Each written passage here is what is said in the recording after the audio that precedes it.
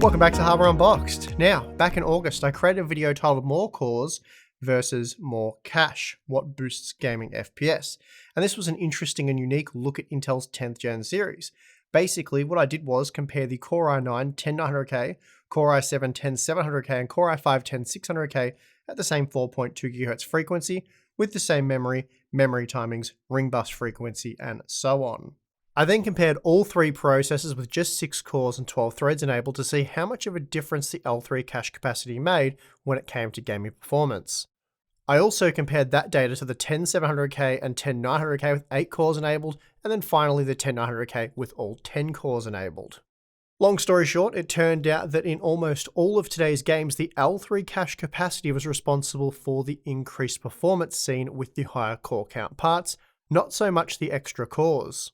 Of course, at some point down the track, those extra cores will see the higher end parts pull even further ahead, but for now at least, it's all about the L3 cache capacity. So that was a very interesting discovery. And speaking of interesting, check out these new fans. Today's video sponsor is Be Quiet and the brand new Lightwings. Their first ever fan with ARGB lighting. Get it? That's why they're called Lightwings? Very clever, I know. And before you think, just what we need, another ARGB fan, think again, because while Be Quiet might be embracing the ARGB aesthetic, they're staying true to the company name by focusing on noise performance first and foremost. This has resulted in 2 variants, one with 9 blades optimized for static pressure applications such as use on a radiator, and one with 7 blades for case cooling applications. Both versions are available as a single fan or in a triple pack with 120mm and 140mm models on offer. So for more information, please check the link in the video description. Okay, so the L3 cache investigation morphed into a quad-core version, which allowed me to include some Core i3s, and then due to popular request, I did the same for AMD, though that version looked at 10 years of AMD progress, and then of course I ended up doing the same for Intel. All said and done, I have 15 data points looking at a decade's worth of AMD and Intel CPU architectures. And wrapping up that content, many of you requested that I added the then upcoming Intel Alder Lake CPUs to the data, so here we are. And this has been a more involved process than I first thought it would be.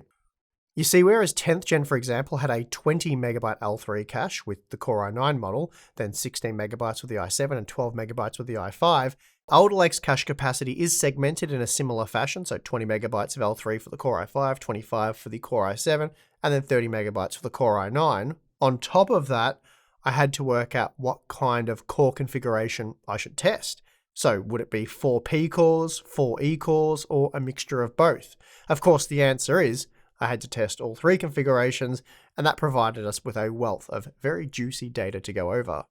Now, to be clear, with 4 P cores enabled, I was using hyper-threading, so this is a 4-core 8-thread configuration. Basically, SMT was enabled when supported for all test configurations. And this means because the E cores don't support SMT, the 4 E core configuration was 4 cores with 4 threads. Then the mixed configuration, which featured 2 P cores with 2 E cores, was a 4-core 6-thread configuration.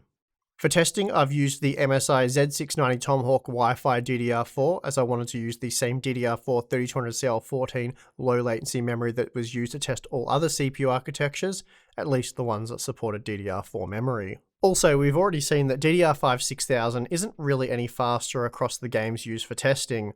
And because I wanted to keep the data as apples to apples as possible, DDR4 just made more sense.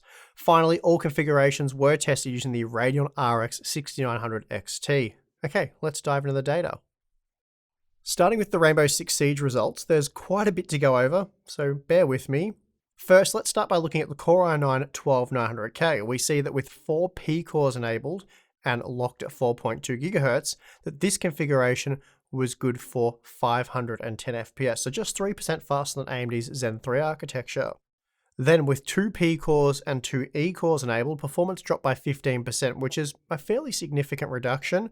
And then with just 4 E cores enabled, performance drops by a further 12%, which really isn't that much and not nearly the decline I was expecting.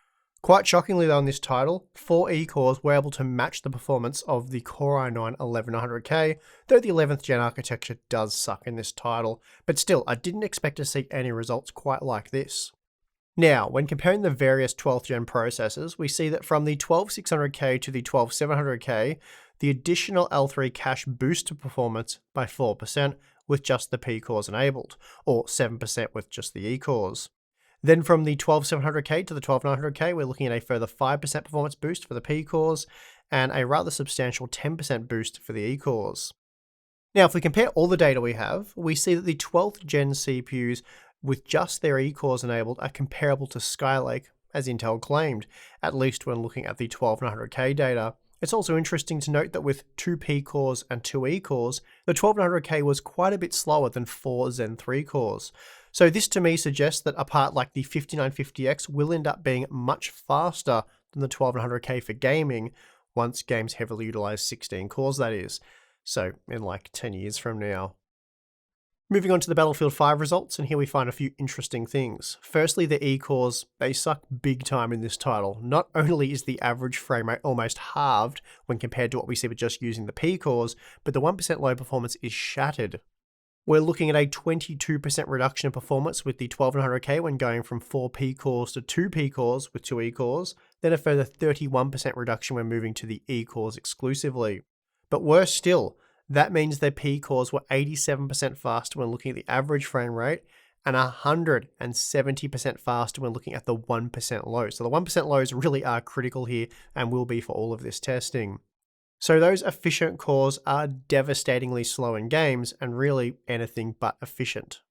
We also see that when using the E cores, the larger L3 cache capacity of the i7 and i9 models doesn't really result in any extra performance, or at least very little in the way of extra performance. However, with just the P cores, the 12700K was 6% faster than the 12600K, and the 12900K was 7% faster than the 12700K. Now, if we compare that data with the rest of the CPU architectures we've tested, there's a few noteworthy comparisons to be made. Firstly, when compared to Zen 3, Alder Lake is up to 12% faster, seen when comparing the 12900K with the 5800X. That said, the smaller 20MB cache of the 12600K meant it was 2% slower, while the 25MB i7 was just 4% faster. So really, it's the larger 30MB L3 cache that gets the i9 firmly over the line. That said, if Intel were forced to utilize the E-cores for gaming, we see that the mix of 2 P-cores with 2 E-cores does see Alder Lake fall well short of Zen 3. Then if we were to use the E-cores exclusively, performance falls off a cliff, and we're now talking nowhere near Skylake levels of gaming performance. Think more like Sandy Bridge. Moving on to F1 2020, and here we see that the E-cores are nowhere near as pathetic as what we saw in Battlefield 5. Still, we're looking at a 65% performance increase with the P-cores when looking at the 12900K, and 43% increase with the 12600K. The 12600K does appear to be choked by its smaller 20MB L3 cache, given that the 12700K was 18% faster when comparing P-core performance, while the 12900K was just 4% faster than the 12700K. Then when compared to Zen 3, Alder Lake is slower when limited to a 20MB L3 cache, then up to 10% faster with 25MB and 12% faster with 30MB. As for the E-core only configuration, Alder Lake is comparable to Ivy Bridge in F1 2020, and a long way behind Skylake. The 6700K, for example, was 33% faster than the 12900K's E-core configuration. The MPC Heavy Hitman 2 crushed the E-cores and is very similar to what was seen when testing with Battlefield 5. Performance across all 3 12th gen parts is quite similar, and that means we're looking at a 41% performance improvement with 2 E-cores and 2 P-cores compared to just using the E-cores. Actually, if we look at the 1% low performance, it's more like a 134% improvement, which is absolutely crazy. Then we see that when just using the P-cores, the average frame rate is improved by 27% when compared to the mixed core configuration. So again, if we compare the E-core only configurations to older CPU architectures, we see that performance is nowhere near Skylake. In fact, the 1% low performance is as bad as what was seen with AMD's Bulldozer architecture, while the average frame rate was much closer to Ivy Bridge than it was to Skylake. Even in Horizon Zero Dawn, which isn't a particularly CPU-intensive game, the E-core only configuration really struggled, though this game will eat up 4 cores with 4 threads, especially if they're slow. But if we look at the 1% low performance, we see a 104% increase from 4 E-cores to 2 E-cores plus 2 P-cores. And then going from the mixed core configuration to 4 P-cores, that boosted performance by a further 14%. We're also seeing very little performance difference between the various L3 cache capacities in this game.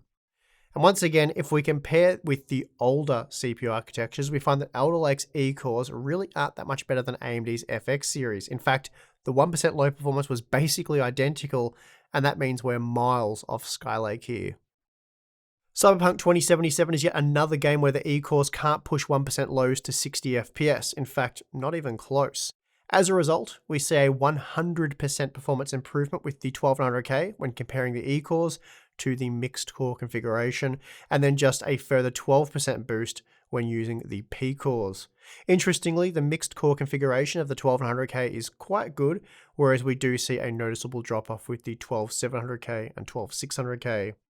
Then comparing with the past CPU architectures, we see that the E-cores are much slower than even the first generation Ryzen cores and a world slower than Skylake. In fact, we're looking at Sandy Bridge performance here. Finally, we have Shadow of the Tomb Raider, and here we see a very little difference between the various Alder Lake CPUs, so the cache capacity has little influence here, at least for these core configurations. We did find previously with the 10th Gen series that the large L3 cache is of greater utility when more cores are available. Once again though, we see that when compared to past CPU architectures, the E-cores really do suck for gaming with average frame rate performance that's only comparable to Ivy Bridge, and 1% low performance that's really only comparable to AMD's FX series. As disappointing as the E-core performance is, when just using the P-cores, Alder Lake is a beast, beating Zen 3 by an 11% margin in this game. Intel's 12th Gen hybrid core design really is very interesting, and while it does have some obvious benefits for productivity workloads, and will no doubt prove very beneficial for the mobile space, they do kind of suck for gaming. Like, they really do suck. Now you're probably thinking, yeah, I saw the benchmarks. I get that the E-cores suck for gaming, but why? Why do they suck for gaming? Well, the answer is simple really, and it's very similar to the reason why 1st Gen Ryzen was well down on Intel for gaming, at least when matched at the same core count. It's core-to-core latency. It's very weak with these Alder Lake E-cores. We're talking about a 54% increase on average when compared to the P-cores. Typically, P-cores take 37 nanoseconds to communicate with one another, whereas the E-cores take 57 nanoseconds. And this absolutely cripples gaming performance or any other workload that is sensitive to core crosstalk. The reason Intel's limited interconnect between the E-cores is to make them more efficient, both in terms of power usage and the amount of die space they require. For sequential workloads like what we see with rendering, for example, where there's very little core-to-core communication, the E-cores work well, and this is why Intel used Spec Rate 2017 to make their Skylake efficiency claims. And if we look at the broader picture, the hybrid design, even on the desktop, it does make sense, at least for Intel. A part like the Core i9 1200K can claim to house 16 total cores with 24 threads because technically it does, even if not all cores are equal. So on paper, the 1200K looks comparable to the Ryzen 9 5950X. And when put to the test in applications that can leverage these core-heavy desktop parts, the 1200K still looks great, as the E-core weakness, that is core-to-core communication, isn't highlighted by these workloads. Think Blender, for example. And then when it comes to gaming, the 1200K still shines, as not a single game requires more than 8 Alder Lake P cores. Even if a game can spread the load across 16 cores, that won't be an issue, even for the 12600K, as the cores themselves are more than powerful enough to deal with the load, and well, if they couldn't, the game would only be playable using a part like the 12900K or the 5950X, so that's just not going to happen this decade. Now, obviously, you'd never run a 12th Gen CPU with just the E-cores enabled, but there will be a point in time when you'll have to call on the E-cores for gaming, and this could reduce performance by 20% or more, at least based on what we've seen here. But again, I don't really expect that this will happen within the realistic lifespan of this series. Another reason why E-cores suck for gamers is the compatibility issue with DRM, and I did run into this with the benchmarking for this video. Previously, I had tested all CPU architectures using Watch Dogs Legion and Assassin's Creed Valhalla, and I would have liked to include both those games in this video, but they failed for the testing. Watch Dogs Legion worked with just the E-cores or just the P-cores enabled, but a mix of 2 E-cores with 2 P-cores crashed the game, which is a bit strange because stock the CPU did work just fine. Then Assassin's Creed Valhalla failed to load due to the DRM detection issue with the hybrid 12th Gen architecture. And that is going to do it for this look into how Alder Lake behaves using various core and cache configurations. If you enjoyed this video, please do hit the like button. You can subscribe for more content, and if you'd like to support the channel directly and get some cool perks in return, we do have Floatplane and Patreon. Links for those are in the video description. You get access to monthly live streams, our exclusive Discord server where I gave a sneak peek at some of these results quite a few weeks ago now to the Discord members, and a lot of you gave the thumbs up and said please make a video, so here we are. Hope you enjoyed it. We also have Q&A stuff, behind the scenes content, a lot of cool things there, so yeah, if you're interested, check it out. But if not, that is perfectly fine, and I would like to just thank you for watching this video. I'm your host Steve. I'll see you again next time.